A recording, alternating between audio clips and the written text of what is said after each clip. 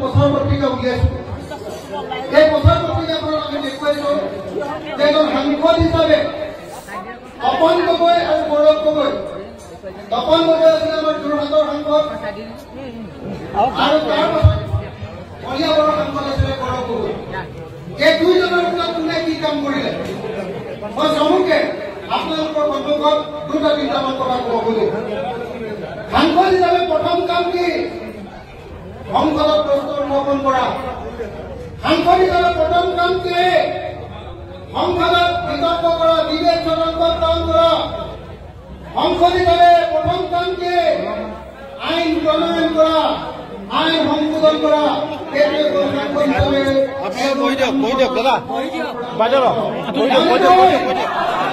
এতিয়া গৌৰৱ গগৈ যোৱা 5টা বছৰত কিমান প্ৰশ্ন কৰিছিলে জানেনে? গৌৰৱ গগৈয়ে যোৱা 5টা বছৰত 245টা প্ৰশ্ন উত্থাপন কৰিছিলে। তপন গগৈয়ে কিমানটা প্ৰশ্ন উত্থাপন কৰিছিলে জানেনে? 5টা বছৰত মাত্ৰ 9টা। কিমান? 9টা। মাত্ৰ 9টা। 9টা নহয়, মাত্ৰ 9টা। আমাৰ গৌৰৱ গগৈ কিমান কৰিছিলে? 245টা। আৰু তপন গগৈ কিমান কৰিছিলে? মাত্ৰ 9টা। আৰু এজন সাংসদে যোৱা 5 বছৰ গড় হিচাপত কিমান প্ৰশ্ন উত্থাপন কৰিছিলে জানেনে? গড় হিচাপত যিকোনো এজন সাংসদে প্ৰশ্ন উত্থাপন কৰিছিলে 210টা। 210টা প্ৰশ্নৰ ভিতৰত অকল 9টা প্ৰশ্ন কৰে তপন গগৈ। এতিয়ালৈকে পাছ কৰিলে ফেল কৰিলে। পাছ কৰিলে ফেল কৰিলে। পাছ কৰিলে ফেল কৰিলে। একদম একেবাৰে বেয়াকে ফেল কৰিলে আমি নাম কি বুলি কওঁ? একেবাৰে বেয়াকে ফেল কৰিলে কি বুলি কওঁ?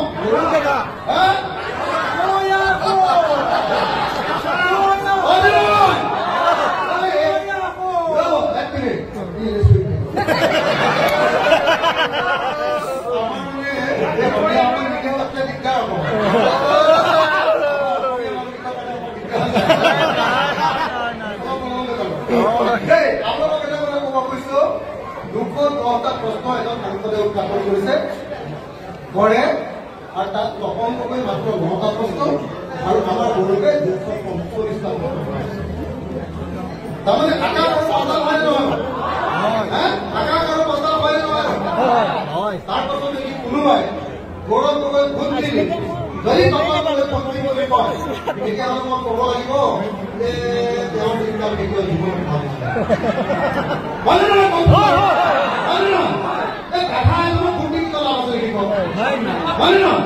এজন চোকা মানুহ যি অসমৰ হৈ মাত পাতে, যি ভাৰতত দিল্লীত অসমৰ কণ্ঠ। প্ৰধানমন্ত্ৰী নৰেন্দ্ৰ মোদীৰ আগত ৰঙা চকু দেখুৱাই কোনে কথা ক'ব পাৰে? গৌৰৱ গগৈ হয়নে নহয়? আৰু সেইকাৰণে পুৰণা গুৱাহাটী হয়নে নহয়? হয়নে নহয়? কিতাপৰো ল'ৰা হয়নে নহয়?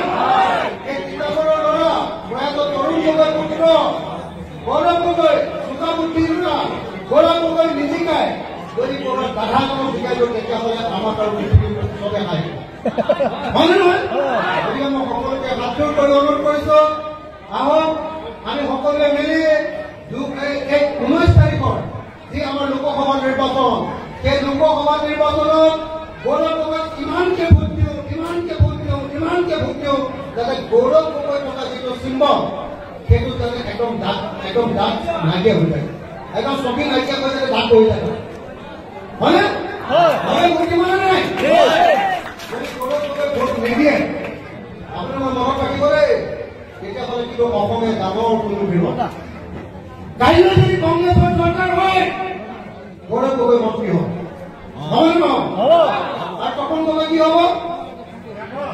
তপন গগৈ চেষ্টা কৰিব থাকিব। তপন গগৈ যদি আপুনি ভোট দি থাকে বুঢ়াও হৈ যায়, ভোট দি জিকি যদি তপন গগৈ বুঢ়াও হৈ যায়, মন্ত্ৰী কেতিয়াও মন্ত্ৰী নহয়। আৰু যদি কেতিয়াবা মন্ত্ৰী হয়গেও তেতিয়াহ'লে আমাৰ ৰামেশ্বৰ দেৱীৰ নিচিনাকে চাই চুবুৰী মুখ্যমন্ত্ৰী হ'ব। আৰু যদি গৌৰৱ গগৈ জিকে আৰু যদি মন্ত্ৰী মন্ত্ৰী হয় তেতিয়াহ'লে কি মন্ত্ৰী হ'ব? 2 নম্বৰ মন্ত্ৰী, নহ'লে 3 নম্বৰ মন্ত্ৰী। আৰু 3 নম্বৰ মন্ত্ৰী যদি হয় তেতিয়াহ'লে যদি ফৰেইন এফেয়াৰ্ছ মিনিষ্টাৰ মানে বৈদেশিক পৰিক্ৰমা মন্ত্ৰী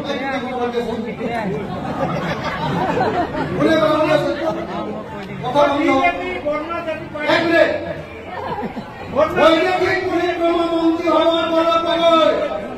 আৰু বৈদেশিক পৰিক্ৰমা মন্ত্ৰী কৈ যেতিয়া আমেৰিকালৈ যাব, ফ্ৰান্সলৈ যাব, অসমীয়া নেতাদৰে যেতিয়া আমেৰিকাৰ লগত ভাৰত চৰকাৰৰ গৈ যেতিয়া কথা পাতিব তেতিয়াহ'লে দূৰৱৰ্তী হিচাপে আমাৰ বুকুখন তুলি উঠিবলৈ নাই, উঠিবলৈ নাই।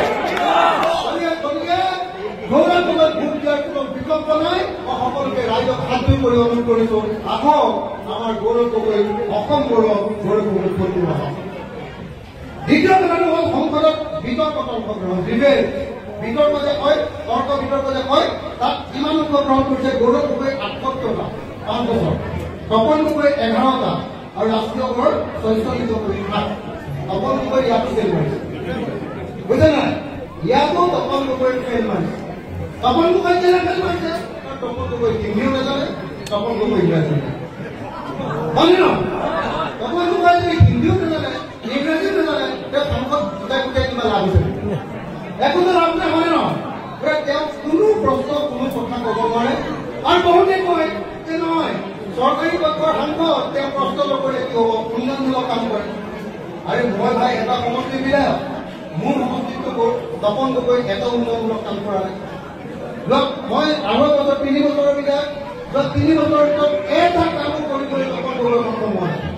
আপোনাৰ ইয়াত যোৰহাটত কিবা কাম কৰিছে নেকি তপন গগৈ? এই জানিছে নেকি? IIM আনিছে নেকি? IIT আনিছে নেকি? কিবা ডাঙৰ কাম কৰিব পাৰিছে নেকি? নাই, 0 হয়নে নহয়? 0 হয়নে নহয়? তেওঁ ভোট দি থাকি কোনো লাভ নহয়। মই সকলোকে অনুৰোধ কৰিছো, আহক আমি সকলোৱে মিলি অসম গৌৰৱ, যোৰহাটৰ গৌৰৱ আৰু দিল্লীত অসমৰ কণ্ঠ গৌৰৱ গগৈ ভোট দিওঁ আহক। এই কথা কৈয়ে মই মোৰ বক্তব্য সামৰি মাৰিছো। ধন্যবাদ। জয় অসম।